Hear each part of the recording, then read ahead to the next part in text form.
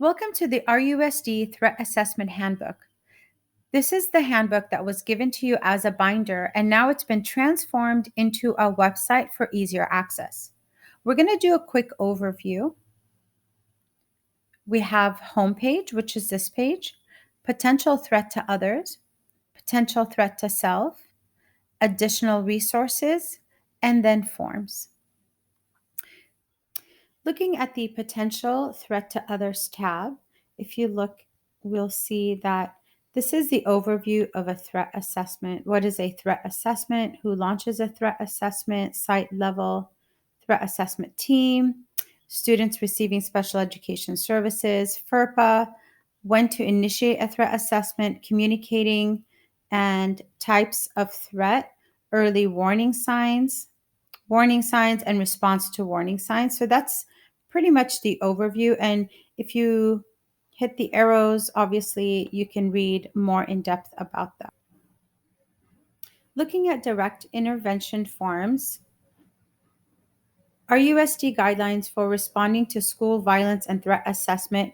If you click on this arrow, it'll show you the entire process from beginning to end, starting with securing the campus, notifying assessment team, investigating the situation, convene the assessment team for findings, assess for risk to self or others.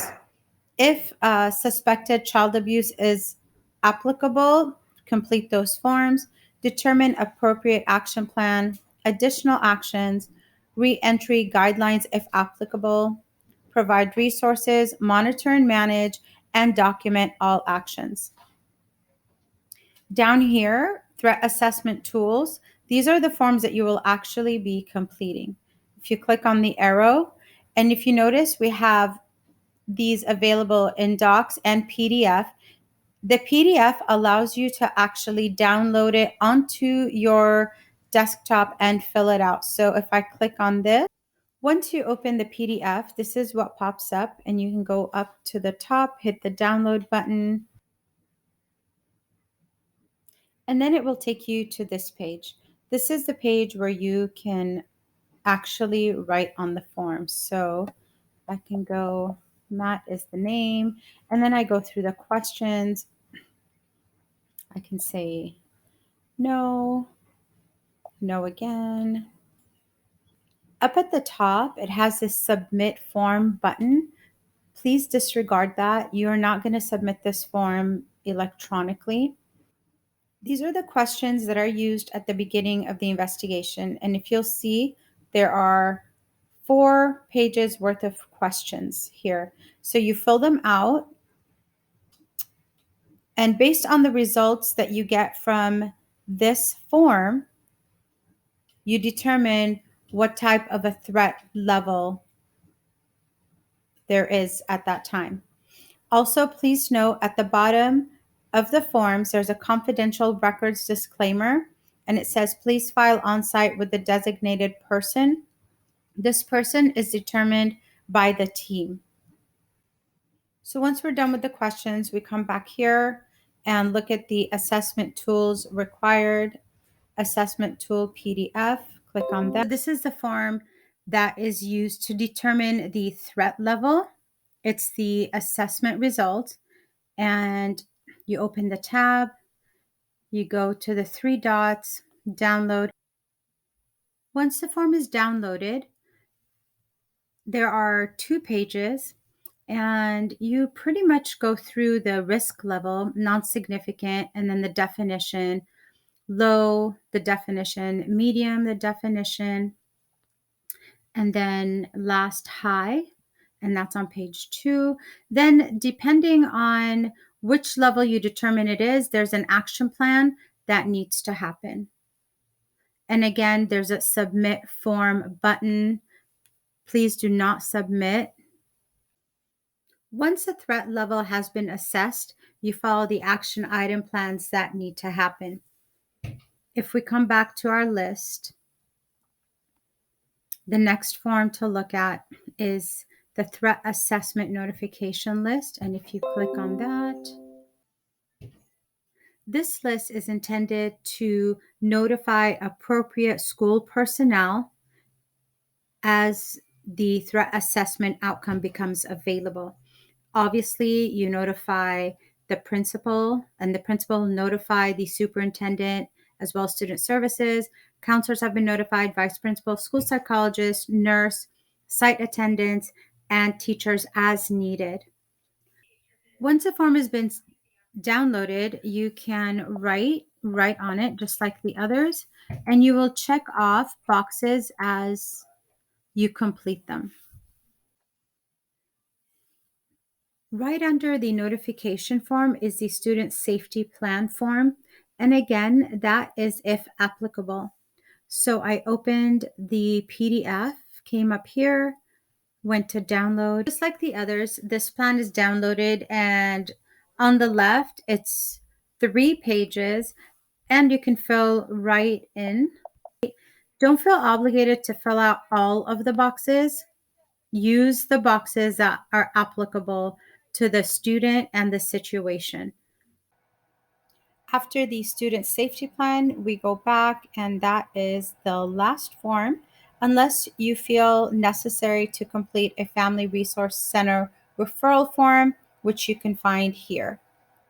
Now, if you do not feel like downloading these forms one by one, if you go to the Forms tab and you click on Threat to Others, which is what we just went over, and you click on that. Once that tab is clicked, we'll go here and make a copy. And once you make a copy, it's now your own document, so you're able to manipulate it however you like, which means that you can write on it just like the other forms. This is the form, the first form we talked about, which is the entire process from beginning to end. Next form is going to be the questions. And if you click on it, you can actually write just like the other one. So after the questions is going to be the assessment tool form. And right after that, you determine obviously the risk level. And then based on that, you determine how you're going to move forward. So it may go into the notification form and then into the student safety plan as well. These are all the forms. I really enjoy this packet because all the forms are here for us to use. And this is the last one, which is the Family Resource Center form. Deliberately, these forms were placed in both areas for you, so you're able to access whichever form is more convenient for you. Now we will get into the threat to self intervention. And I'm going to start with the forms because that's where we ended with forms for threat to others, so we can work backwards. If we click on this, that tab will take us to this, and we will make a copy. And here we are. This is the intervention for suicide, which is self. Here we have all of the forms, very similar to the other ones. This is the entire process from beginning to end: secure, assess, respond, follow up. And then we go into the questions, then into the assessment tool, use the questions to determine the level of threat. Based on the level of threat, you determine the action that needs to happen. And the same notification process needs to happen. Student reentry guidelines.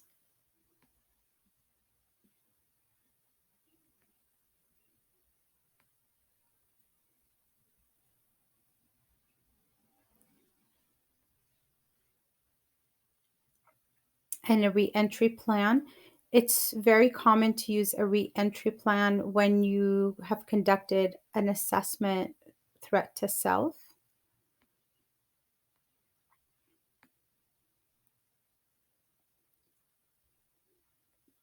If you need an authorization form to be able to communicate with the doctors, that's also available here.